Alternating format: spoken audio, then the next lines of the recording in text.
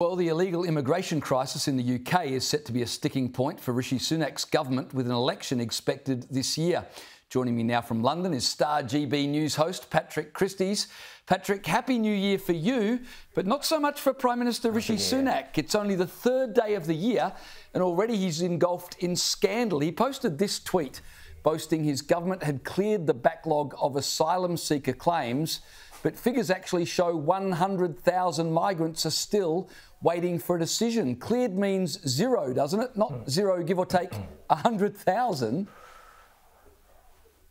Yeah, well, it should. And also, I think it's quite a good example that our Prime Minister clearly thinks that we are all idiots. And what he's talking about is a legacy asylum seeker backlog. He's saying he's cleared it. Unfortunately for him, of that backlog, 17,000 people have just gone missing. Of the 25,000 people or so that they've rejected, it's not clear that any of them have been deported. And of the 63% that he has approved, well, what that really now means is that they all end up in social housing and on benefits, quite possibly for the rest of their lives, which does not save the taxpayer any money whatsoever, and that is clearly a massive problem here. They are saying that they've reduced the number of migrant hotels. We've had loads of people staying in hotels. Migrant hotels by 50. But again, the problem there is that if you take them out of hotels, you have to actually buy them new accommodation in the private sector, or you have to make the taxpayer pay for them in terms of social housing, etc. So it was an opportunity for the Prime Minister to try to say that he's achieved one of his big pledges. He's cleared that backlog, but really he's just rearranging the decking on the Titanic.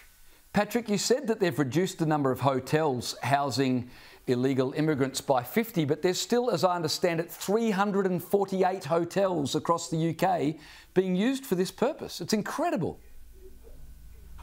Yeah, they absolutely are. And some of those are luxury four-star hotels. Some of those hotels are the only hotel in a rural community out there in the countryside. So all of a sudden you wake up one day and there are 200 fighting age young Afghan males who have just landed in your town. The town obviously will never be the same again as a result of that. People see massive cultural changes, and a big problem as well is the general level of deceit within government. And it was an exclusive that I managed to bring to our audience on GB News 9 to 11 PM UK time yesterday, which was that the advice from civil servants behind the scenes, the advice to government, was to have an amnesty for illegal immigrants. So you guys over there turned the boats back, did the job, solved the problem. Our big solution over here, let them all off and let them stay forever. It's not really a solution, is it?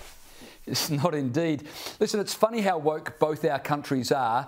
Here in Australia for New Year's Eve, we had an Aboriginal band rapping about the stolen generation and being victims. They did that right before the 9 PM fireworks for kids. But in the UK, your fireworks are being slammed for being the wokest ever.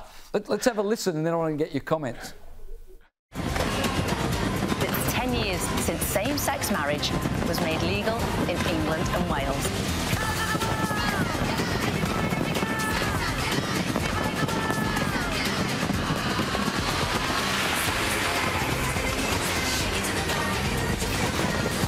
London is a place for everyone, where you are free to be who you want to be and love who you want to love. What? Why can't woke-tards just leave our traditions alone? Look, honestly, 2024 was seconds old, and we had a game of woke bingo inflicted upon us here in this country. We had same-sex marriage, we had diversity, we had empire, we had the climate agenda. Look, Sadiq Khan, the mayor of London there, arguably the best city in the world, flashed up right at the start of that, the mayor of London presents, like the kind of rampant narcissist he is. I tell you what he didn't present. He didn't present the fact that knife crime is going through the roof, that rapes are going through the roof, that burglaries and thefts and robberies are going through the roof, and that climate emissions, okay, from that single firework display, despite him taxing ordinary working Brits to the tune of hundreds of millions of pounds for the green agenda, climate emissions of that were the equivalent of cars driving thousands of miles. It's an absolute shocker.